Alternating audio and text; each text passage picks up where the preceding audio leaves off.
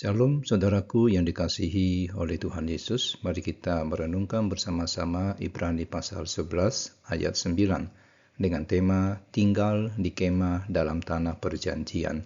Demikianlah firman Tuhan. Karena iman, ia diam di tanah yang dijanjikan itu, seolah-olah di suatu tanah asing, dan di situ ia tinggal di kemah dengan Ishak dan Yakub, yang turut menjadi ahli waris janji yang satu itu. Pernahkah saudara merasa seperti orang asing di tempat yang seharusnya menjadi rumah saudara? Abraham mengalami paradoks yang lebih dalam lagi. Dia tinggal di tanah yang dijanjikan Allah kepadanya, tapi hidup seperti pendatang yang tidak memiliki apa-apa. Bayangkan situasinya, saudara. Allah berjanji memberikan tanah Kanaan kepada Abraham dan keturunannya. Tapi sepanjang hidupnya, Abraham tinggal di kemah, bukan rumah permanen.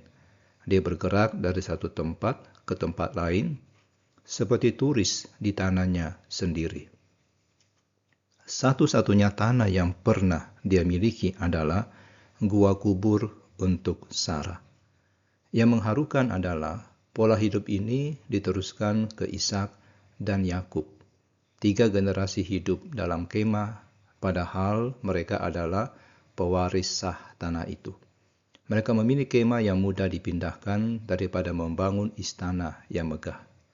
Ini bukan karena mereka miskin.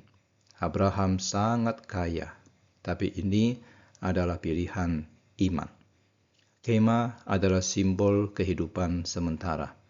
Setiap pagi saat terbangun di kemah yang bisa roboh karena angin kencang, mereka diingatkan bahwa hidup ini sementara.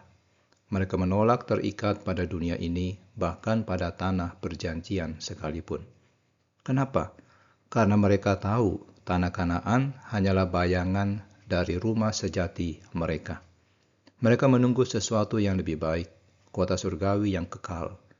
Tanah perjanjian adalah uang muka, bukan pembayaran penuh dari janji Allah. Saudaraku, kita juga dipanggil hidup sebagai penghuni kemah di dunia ini. Mungkin kita punya rumah, karir, dan investasi. Tapi jangan sampai hati kita terikat di sana. Dunia ini seindah apapun itu, bukanlah rumah sejati kita. Hidup sebagai pendatang bukan berarti acuh pada dunia.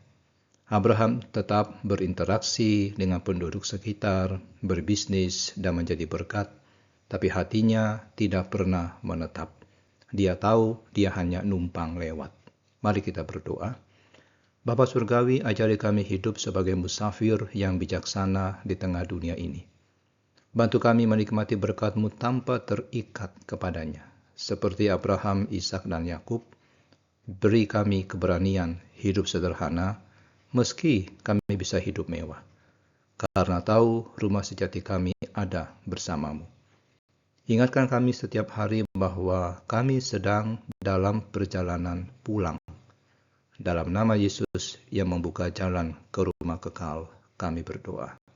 Amin.